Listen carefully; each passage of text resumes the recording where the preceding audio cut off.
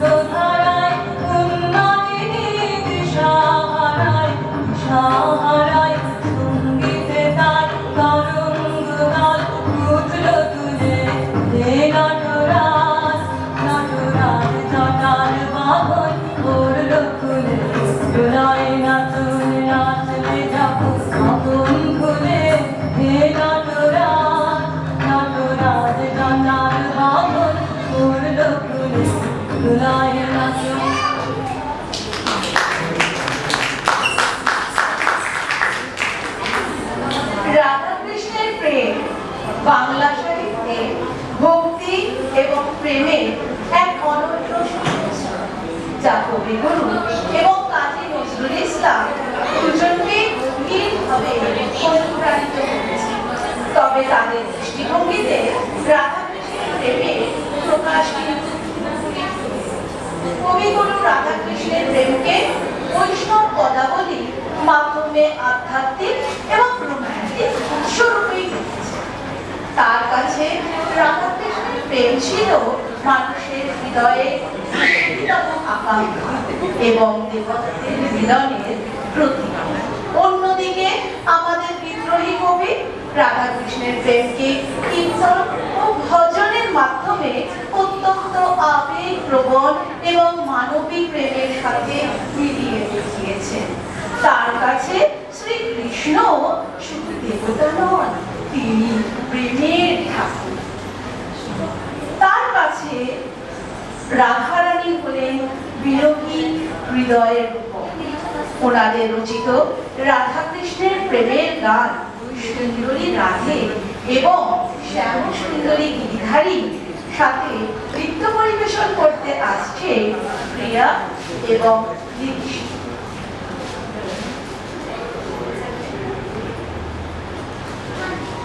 Thank you.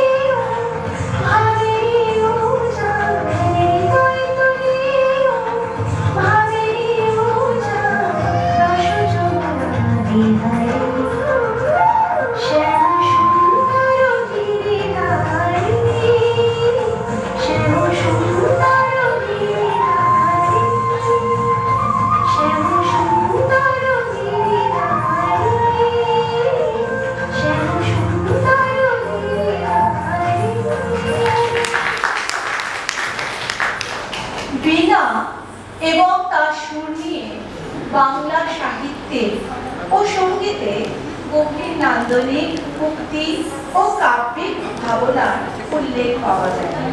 বীণা মূলত দেবী সরস্বতীর বাদ্যযন্ত্র হওয়ায় এটি জ্ঞান ও সুরের প্রতীক। আজ বীণা নিয়ে দুটি অপূর্ব গান, যা আমাদের এই দুই মহাকবির রচনা, তার সাথে নৃত্য পরিবেশন করতে আসছে ইনিশা এবং দীপিকা।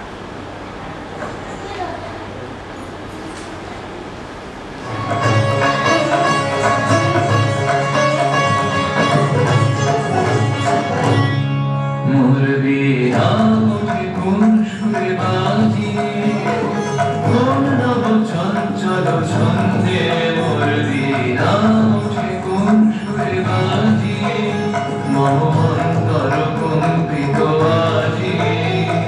নিখিলের হৃদয় স্পন্দে মোর বীণা ওঠে কোন সুরে বাজিয়ে, কোন নব চঞ্চল ছন্দে। মোর বীণা ওঠে কোন সুরে বাজিয়ে।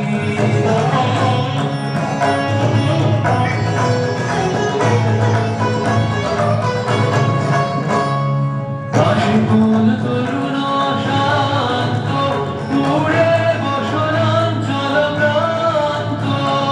কাশী কোন তরুণ শান্ত, উড়ে বসনাঞ্চল প্রান্ত। আলোকের নৃত্যে বনান্ত, মুখরিত অধীর আনন্দে। মোর বীণা ওঠে কোন সুরে বাজিয়ে, মম অন্তর কম্পিত আজিয়ে। নিখিলের হৃদয় স্পন্দে মোর বীণা ওঠে কোন সুরে বাজিয়ে, কোন নব চঞ্চল ছন্দে। মোর বীণা ওঠে কোন সুরে বাজিয়ে।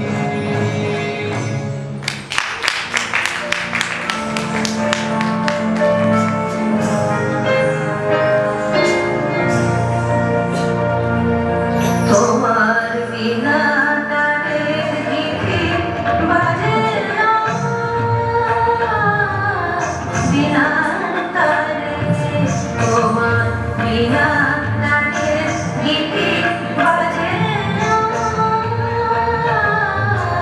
বিনা তারে। রইল তোমার ছন্দ গাথা, রইল তোমার ছন্দ গাথা। গাথা আমার পঞ্চবারে, তোমার বিনা তারের গীতে বাজে না, বিনা তারে।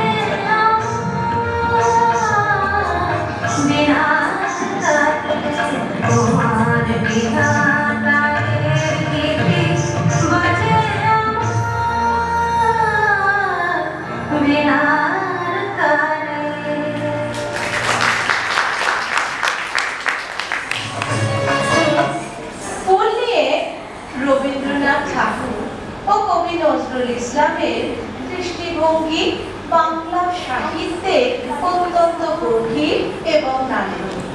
তাদের লেখায় ফুল কখনো প্রেম, কখনো ভক্তি, আবার কখনো প্রকৃতির উপকার হিসাবে এসেছে। রবীন্দ্রনাথের কাছে ফুল ছিল সৌন্দর্যের আধার এবং প্রকৃতির সাথে মানুষের সেতু বন্ধন।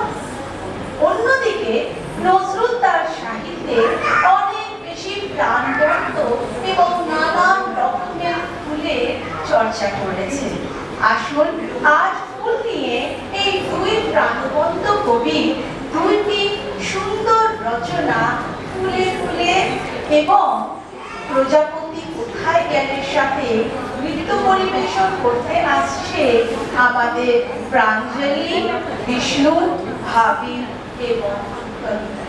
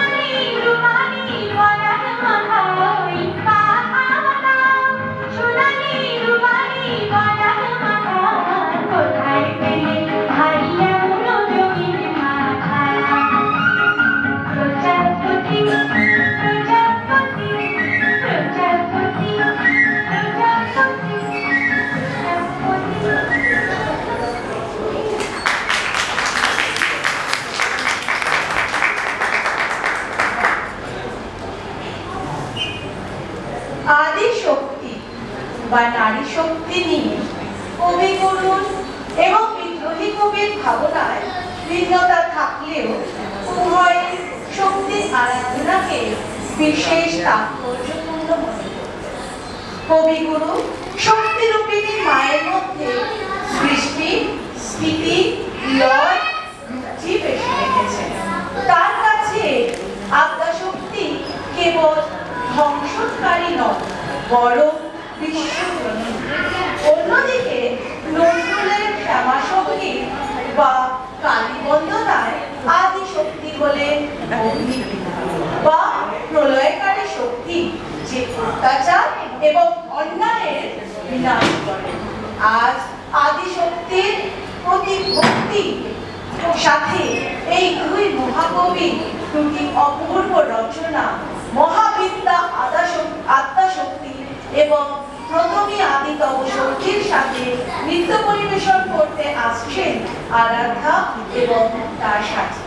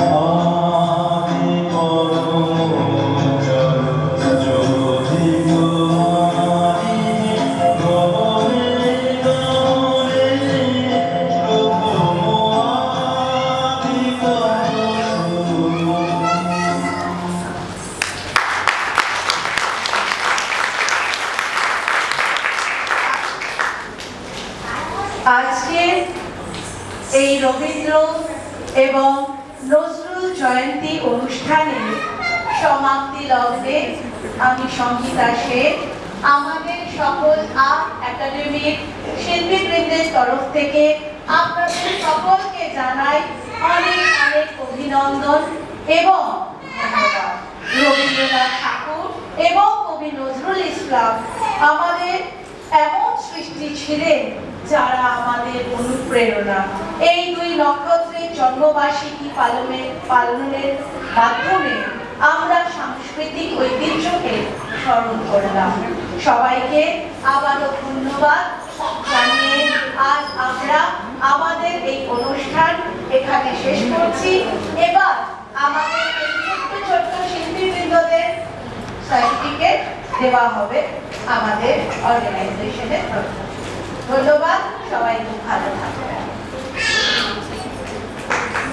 আচ্ছা, তোমরা একটু বসো, অডিয়েন্সকে একটু লাইক দেবেন, অডিয়েন্সকে লাইক দেবেন প্লিজ।